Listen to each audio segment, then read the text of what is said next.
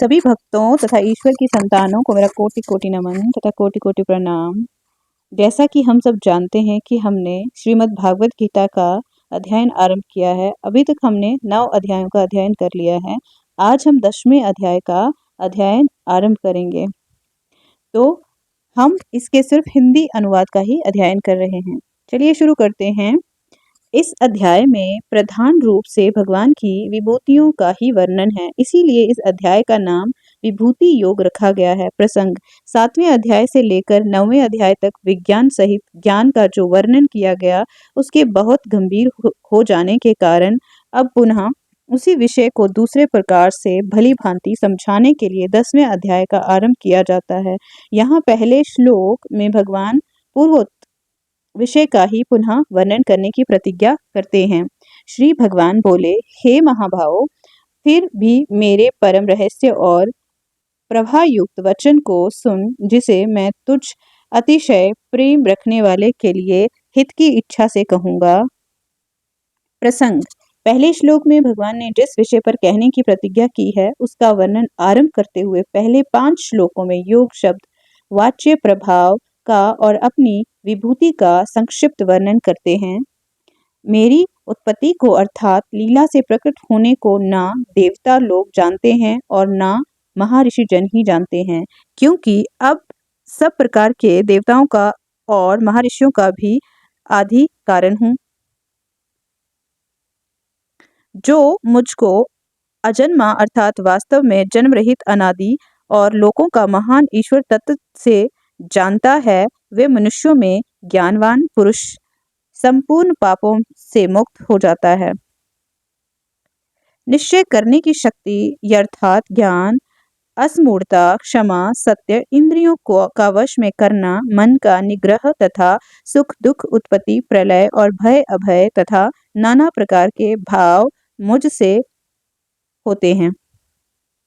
7 महर्षि जन, 4 उनसे भी पूर्व में होने वाले सनकादि तथा स्वयंभू आदि 14 मनु, ये मुझ में भाव वाले सब के सब मेरे संकल्प से उत्पन्न हुए हैं, जिनकी संसार में ये संपूर्ण प्रजा है।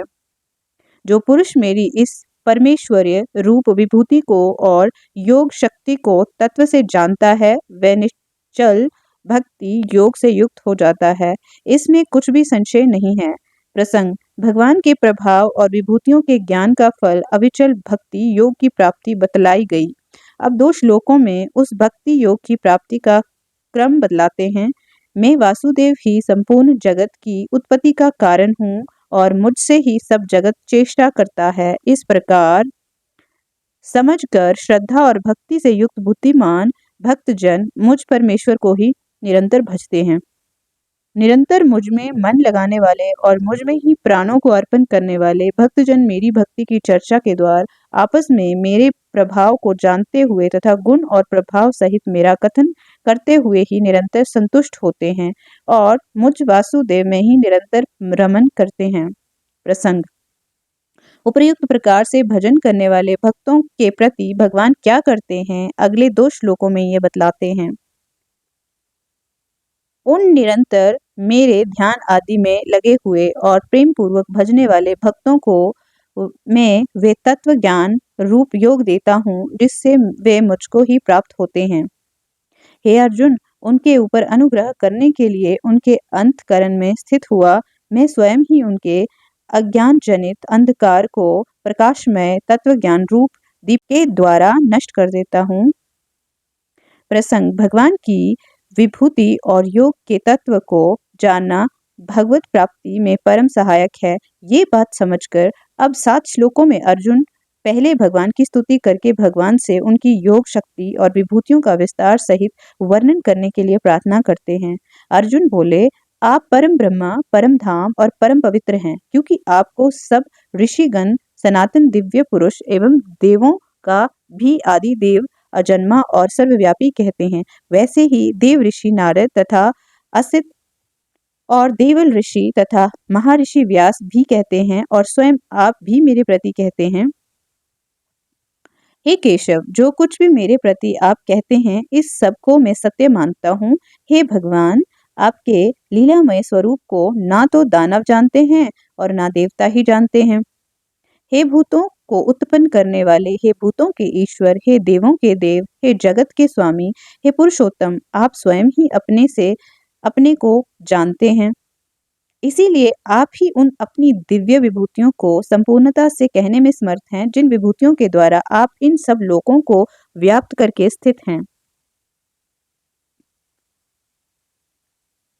हे योगेश्वर, मैं किस प्रकार निरंतर चिंतन करता हुआ आपको जानूं, और हे भगवान, आप किन किन भावों में मेरे द्वारा चिंतन करने योग्य हैं। मैं जनार्दन अपनी योग शक्ति को और विभूति को फिर भी विस्तार पूर्वक कहिए, क्योंकि आपके वचनों को सुनते ही मेरी तृप्ति नहीं होती, अर्थात सुनने की उत्कंठा बनी ही रहती है। प्रसंग अर्जुन के द्वारा योग और विभूतियों का विस्तार पूर्वक पूर्ण रूप से वर्णन करने के लिए प्रार्थना की जाने पर भगवान पहले अपने विस्तार की अनंतता बतलाकर प्रधानता से अपनी विभूतियों का वर्णन करने की प्रतिज्ञा करते हैं।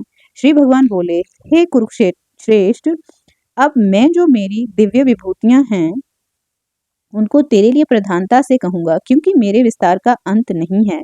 प्रसंग अब अपनी प्रतिज्ञा के अनुसार भगवान 20वें से 39वें श्लोक तक अपनी विभूतियों का वर्णन करते हैं। हे अर्जुन, मैं सब भूतों के हृदय में स्थित सबका आत्मा हूँ तथा संपूर्ण भूतों का आदि हूँ, मध्य और अंत भी मैं ही हूँ। मैं अदिति के 12 पुत्रों में विष्णु और ज्योतियों में किरणों वाला सूर्य हूँ तथा मैं 49 वायु देवताओं में मरीचि नामक वायु देवता और नक्षत्रों का अधिपति चंद्रमा हूँ। मैं वेदों में सामवेद हूँ, देवों में इंद्र हूँ, इंद्रियों में मन हूँ और भूत प्राणियों की चेतना अर्थात जीवनी शक्ति हूँ। मैं 11 रुद्रों में शंकर हूँ और यक्ष तथा राक्षसों में धन का स्वामी कुबेर हूँ। मैं 8 वसुओं में अग्नि हूँ और शिखर वाले पर्वतों में सुमेरु पर्वत हूँ। पुरोहितों में मुखिया बृहस्पति मुझको जान। हे पार्थ, मैं सेनापतियों में स्कंद और जलाशयों में समुद्र हूँ। हे महर्षियों, मैं भृगु और शब्दों में एक अक्षर अर्थात ओंकार हूँ। सब प्रकार के यज्ञों में जप यज्ञ और स्थिर रहने वालों में हिमालय पहाड़ हूँ। मैं सब वृक्षों में पीपल का वृक्ष, देव ऋषियों में नारद मुनि, गंधर्वों में चित्ररथ और सिद्धों में कपिल मुनि हूँ। घोड़ों में अमृत के साथ उत्पन्न होने वाला उच्चैश्रवा नामक घोड़ा, श्रेष्ठ हाथियों में ऐरावत नामक हाथी और मनुष्यों में राजा मुझको जान। मैं शस्त्रों में वज्र और गौओं में कामधेनु हूँ। शास्त्रोक्त रीति में संतान की उत्पत्ति का हेतु कामदेव हूँ और सर्पों में सर्पराज वासुकी हूँ। मैं नागों में शेषनाग और जलचरों में आदिपति वरुण देवता हूँ और पितरों में अर्यमा नामक पितृ तथा शासन करने वालों में यमराज मैं हूँ। मैं दैत्यों में प्रहलाद और गणना करने वालों का समय हूँ तथा पशुओं में मृगराज, सिंह में और पक्षियों में गरुड़ हूँ। मैं पवित्र करने वालों में वायु और शस्त्रधारियों में श्री राम हूँ तथा मछलियों में मगर हूँ और नदियों में श्री भागीरथी गंगा जी हूँ। हे अर्जुन, सृष्टियों का आदि और अंत तथा मध्य भी मैं ही हूँ। मैं विद्याओं और अध्यात्म विद्या अर्थात ब्रह्मा विद्या और परस्पर विवाद करने वालों का तत्व निर्णय के लिए किया जाने वाला वाद हूँ। मैं अक्षरों में आकार हूँ और समासों में धुंधु नामक समास हूँ। अक्षय काल अर्थात काल का भी महाकाल तथा सब में मुख वाला विराट स्वरूप सबका धारण पोषण करने वाला भी मैं ही हूँ। मैं सबका नाश करने वाला, मृत्यु और उत्पन्न होने वालों का उत्पत्ति हेतु हूँ तथा स्त्रियों में कीर्ति, श्रीवाक, समृति, मेघा, धृति और क्षमा हूँ तथा गायन करने योग्य श्रुतियों में मैं बृहत साम और छंदों में गायत्री छंद हूँ तथा महीनों में मार्गशीर्ष और ऋतुओं में वसंत मैं हूँ। मैं छल करने वालों में जुआ और प्रभावशाली पुरुषों का प्रभाव हूँ। मैं जीतने वालों का विजय हूँ, निश्चय करने वालों का निश्चय और सात्विक पुरुषों का सात्विक भाव हूँ। वृषवंशियों में वासुदेव अर्थात मैं स्वयं तेरा सखा, पांडवों में धनंजय अर्थात तो मुनियों में वेद व्यास और कवियों में शुक्राचार्य कवि भी मैं ही हूँ। मैं दमन करने वालों का दंड अर्थात दमन करने की शक्ति हूँ, जीतने की इच्छा वालों की नीति हूँ, गुप्त रखने योग्य भावों का रक्षक मौन हूँ और ज्ञानवानों का तत्व ज्ञान में ही हूँ। और हे अर्जुन, जो सब भूतों की उत्पत्ति का कारण है वे भी मैं ही हूँ, क्योंकि ऐसा चर और अचर कोई भी भूत नहीं है जो मुझसे रहित हो। प्रसंग 19वें श्लोक में भगवान ने अपनी दिव्य विभूतियों को अनंत बतलाकर प्रधानता से उनका वर्णन करने की प्रतिज्ञा की थी। उसके अनुसार 20वें से 39वें श्लोक तक उनका वर्णन किया। अब पुनः अपनी दिव्य विभूतियों की अनंतता दिखलाते हुए उनका उपसंहार करते हैं। हे परंतप, मेरी दिव्य विभूतियों का अंत नहीं है। मैंने अपनी विभूतियों का ये विस्तार तो तेरे लिए एक देश से अर्थात संक्षेप से कहा है। प्रसंग 18वें श्लोक में अर्जुन ने भगवान से उनकी विभूति और योग शक्ति का वर्णन करने की प्रार्थना की है। उसके अनुसार भगवान अपनी दिव्य विभूतियों का वर्णन समाप्त करके अब संक्षेप में अपनी योग शक्ति का वर्णन करते हैं। जो भी विभूति युक्त अर्थात ऐश्वर्य युक्त, कांति युक्त और शक्ति युक्त वस्तु है उसको तू मेरे तेज के अंश की ही अभिव्यक्ति जान।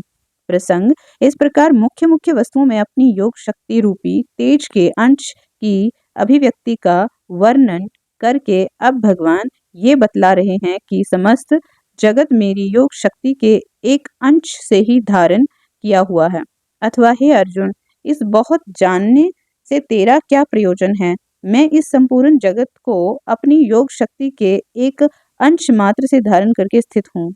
इस तरह से हमारा 10वां अध्याय भी समाप्त होता है। मिलते हैं अगले अध्याय में। ईश्वर सदैव सबका कल्याण करे तथा सबकी इच्छाओं को पूर्ण करें। आशा है इस अध्याय से हमारे ज्ञान में और वृद्धि हुई होगी।